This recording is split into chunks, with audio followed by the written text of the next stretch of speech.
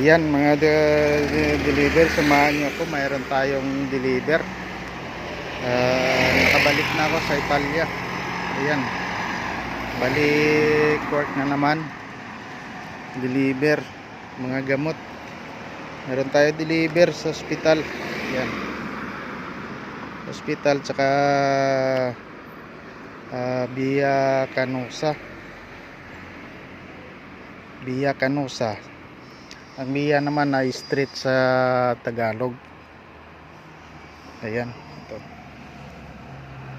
Ayan, samahan nyo ako, deliver natin hospital tsaka ang dideliveran.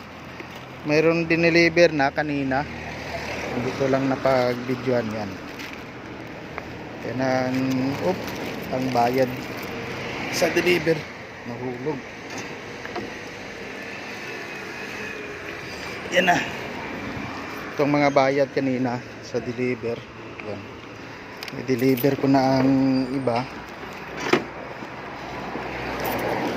Bali tatlo na nang na-deliver ko. Yan, naka plastic yan kasi bawat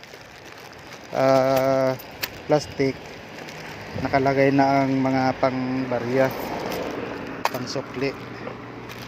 Yan, yan, pang panukli ng 50 euro. Yan, samahan nyo ako, deliver natin. Yan, dito na ako sa pinaka malapit na dideliveran. Mga 5 minutes. Yan,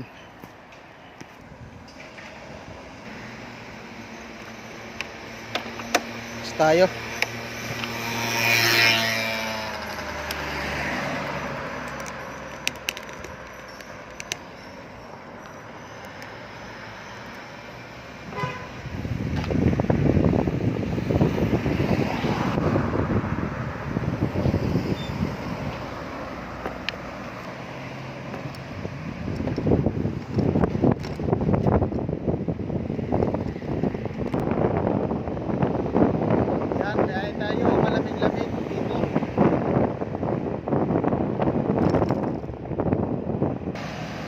Yan, dito tayo.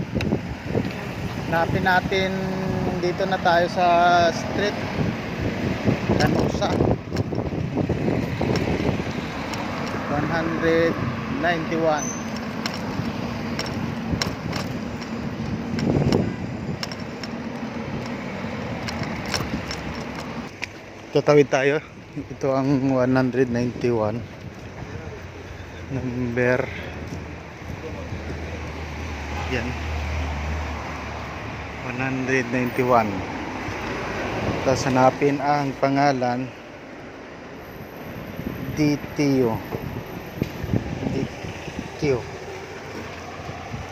Yan, so na tayo. Yan, farmacia, senyora. Paga 2 euro. Si. Okay. Ang sabi niya, magkano? Ay, dos ang bayaran niya. Sabi ko, dos. Kuante. Yan ang magkano kasi dito. Sabi nila, kuante. Kuante pagare. Magkano daw ang bayaran.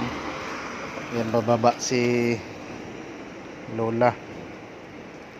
Yan. Tingnan natin. Yan, nakabayad na. Yan ang bayad niya, oh. Yan. Lagay muna natin sa plastic, baka kalaglagan. Yan ang bayad. Yan.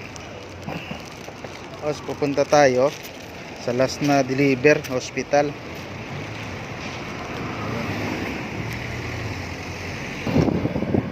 Yan, dito tayo sa hospital.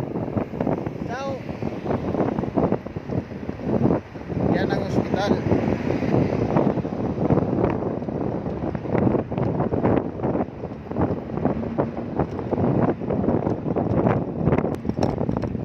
Yan, dito tayo.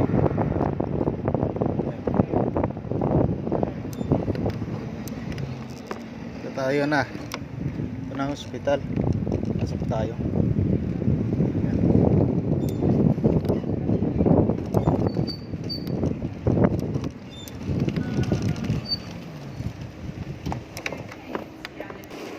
Yan, pasok tayo.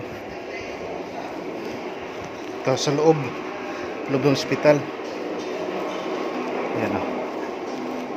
I-deliver ko lang to, wala bayad. Kasi dito tayo doon sa dulo. Yan, deliver na. Naiwan ko doon. Kasi wala si Dr. Reza. Iniwan ko lang doon. Basta tayo. Itong hospital dito sa amin. Ayan. Yan, tapos na tayo mag-deliver. Balik tayo sa pharmacy. Ayan, deliveran ko hospital.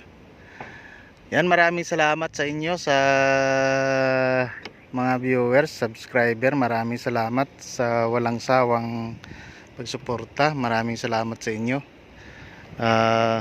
Ngayon balik naman ako sa trabaho, deliver. Bakasyon sa Pilipinas, 3 buwan. Tapos nakabalik na ako dito. Tulad ng sinabi ko, nagpamigay ako doon bigas ay sa mga matanda. Pero hindi ko masyado naikot sa Ruas kasi nagpagawa ko ng bahay. Ginawa ang bahay ko doon, tsaka maraming problema sa bahay, kaya marami akong ginawa, kaya hindi nakapag-ikot masyado, sobra pang init. Yan, maraming salamat sa inyo ulit. Sa mga lahat na OFW, mag-iingat kayo kung saan man kayo. Shoutout sa inyong lahat. Maraming salamat sa inyong suporta at sa pag-subscribe.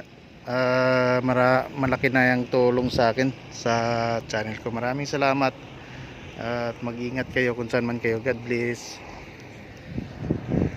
Bye bye.